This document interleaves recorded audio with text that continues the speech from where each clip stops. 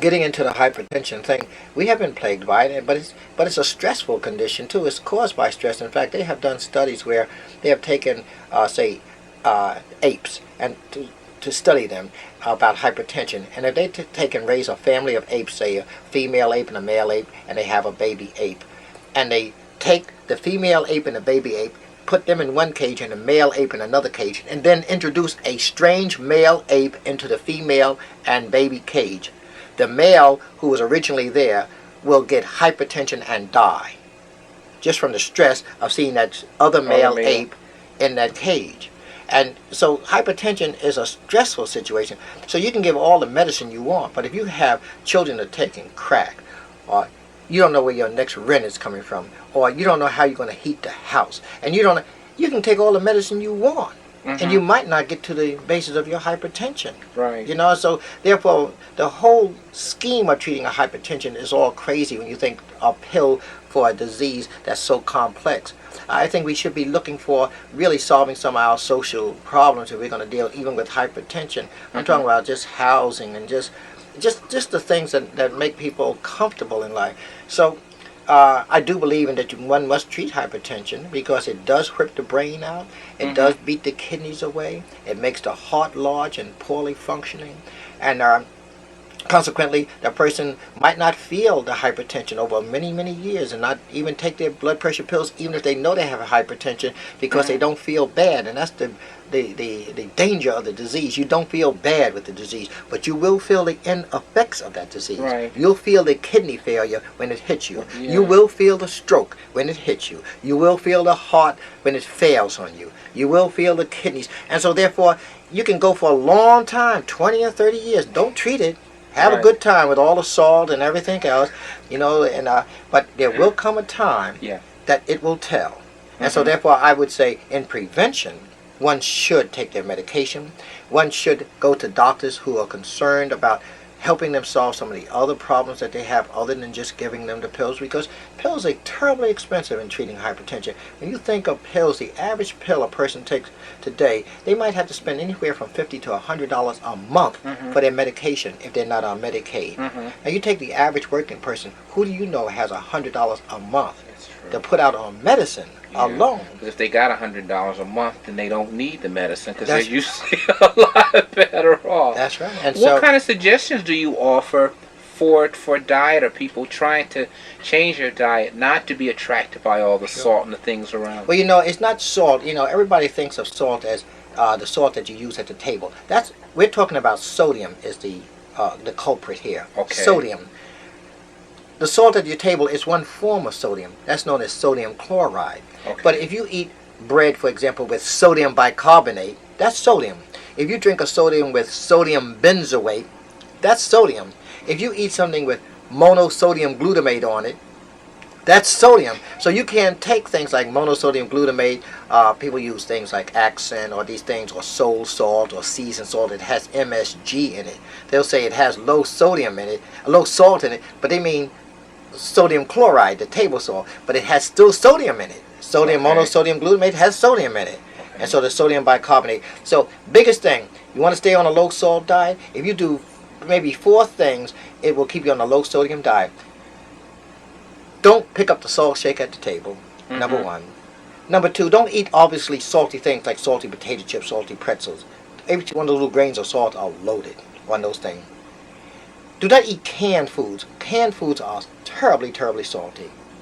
And the other one is that stay away from heavy cheeses that are filled with salt, such as cheddar cheese, which, as black people, we like. And speaking of those kind of things, salt, the government on one end of the spectrum is telling people to stay good and healthy, eat a low-fat diet and a low-salt diet. On the other end, to poor people, they give salty cheese. I was just going to say, you just took my next question. Okay. Because that's what I was going to ask you. That's interesting. Salty cheese, salty cheese, and they kick in the butter. And I said, you may as well throw in a few cigarettes and end it all, Give yourself some salty cheese, fatty butter, and a couple of cigarettes, and you got everybody under control. Lung cancer, atherosclerosis, and hypertension. So basically, what I'm trying to say is that the government is even silly in the way they're approaching it. Who do they want to live then? They want to have people who can afford these kind of diets and then take the stuff that they store up in warehouses, paying farmers for things that they don't need, and give it to poor people. That's almost like the Queen in France saying, let them eat cake. Yeah. Okay, let them eat cheese. Salty cheese, let them eat butter, and smoke a lot also, because we may as well supplement the tobacco industry. That's right. And give the poor person the cigarettes as well. So we're in a kind of a society that talks about health, that proclaims health, but at the same time, it's still a dollar. Everything is made on health. We spend billions of dollars each year on health, and we're not doing anything for prevention. We don't spend 1/10 or 1% of those billions of dollars to put out health information, or to go and put health educators in areas where they could really do a job. Yes, they have health educators in the Board of Health and things, but they're not down with the people. They should almost pay a average person, even with a high school education, hire them as a health educator to be in a neighborhood, for example, and check in homes and tell people, here's the diet you have to use. That's good to use. Even if you use your soul food, here's what not to put in your greens. Don't put fat back in your greens when you can put some onion and some other type of things that make the greens taste good. Right. You don't need fats floating on there. You don't need to take and just smear butter over all the things, or the gravies and all the cakes. And another thing that I'm on to right now, which I really think are affecting our children, are these little cheap colored drinks that you see in our grocery stores that run from yellow to blue. Right. Now, I've never seen anything in nature look blue. I mean, to eat.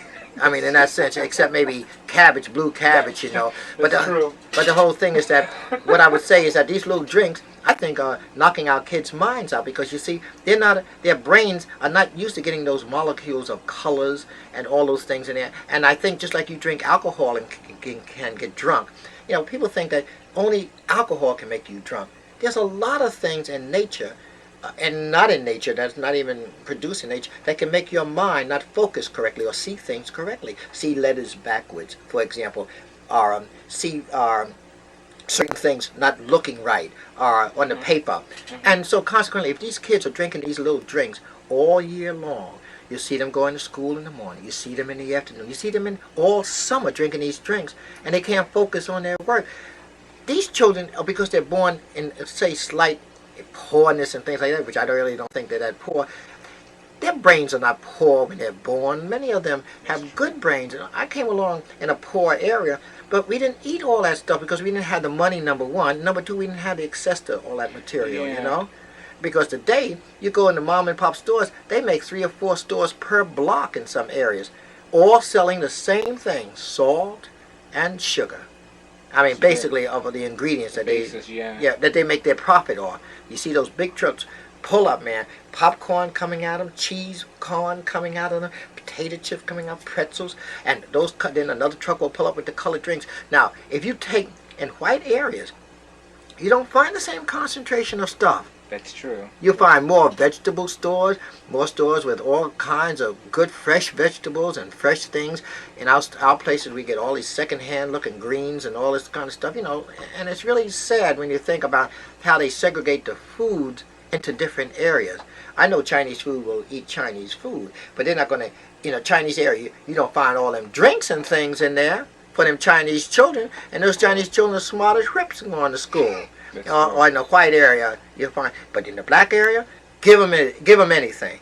They'll eat it. They'll dress like that. If you want them to wear bomber jackets or sneakers without laces, we'll start the style, and they'll follow. That's true. That was why you're talking about that. We was reading your poem out in the lobby, and maybe you could share something with this the felony sneakers, the idea, that concept, and just what it actually means. Yeah. Well, the whole concept, when I used to see the kids going to school in the morning with their shoes untied, that used to disturb me too, because I said, if that kid went for a job after school and a person looked at their shoes, they wouldn't hire them on the basis of their shoes being untied. They could look even intelligent, but walk into some place with your shoes untied. But even more so than that, the style came from when police would catch somebody. They would untie the kid's sneakers because they knew the kid couldn't run without losing his sneakers if they are untied. So they call them felon shoes or felon sneakers. Now what happened, kids who are not felons wanted to look like a felon. because that gave him a certain macho look about him. And then one followed the other. Of course, black kids can't let one do it. If one does it, everybody does it. Yeah. You know, like a Yeah. domino effect.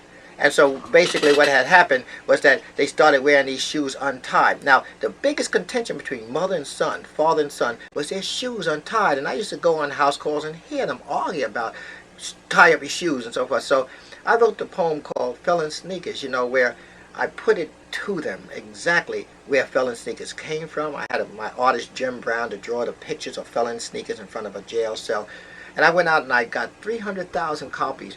The Trump family gave me money for 150,000 copies, and the Guardians, the black policemen, gave me money for the other 150,000, which I had. Now I went out into the schools, gave out the copies of the things. I had kids actually in school in the assembly coming up, tying up their sneakers. I'm talking about rough kids after I would give the talk. And when the rough kids would come up and tie them, then other kids would tie their sneakers up too, because now they knew they weren't punks or they weren't downers or what have you. So therefore, all you have to do, and this is another thing to the black man out there that might be on this listening to this program, we have failed the black boy. The black boy hasn't failed. We have failed him. When I came along, there was the Pop Stewards who stayed 50 years in the Boy Scouts training kids like myself and other kids. Where are the black men today for the Boy Scout troops? Where are the black men for the Cub Scout troops? Where are the black men that will take the kids out and play baseball and football with them? Very few of the black men in the community do it. Other ones are shining their car. But I'm going to tell you, they can keep shining their car.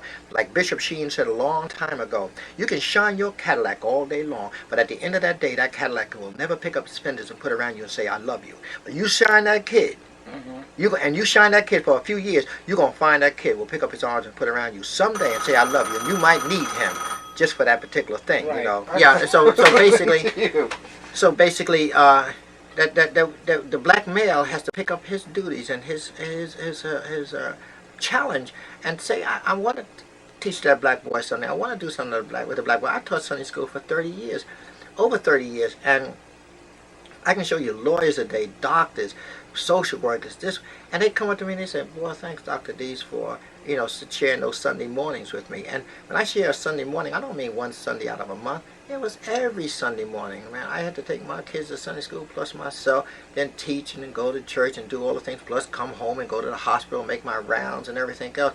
So I don't want to hear that you're tired.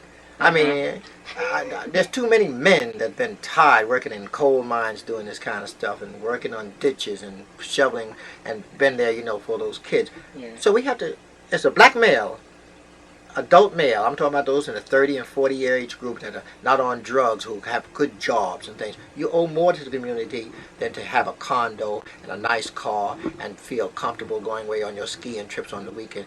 On those skiing trips, why not take some of the kids off the block with you and let them see another part of life?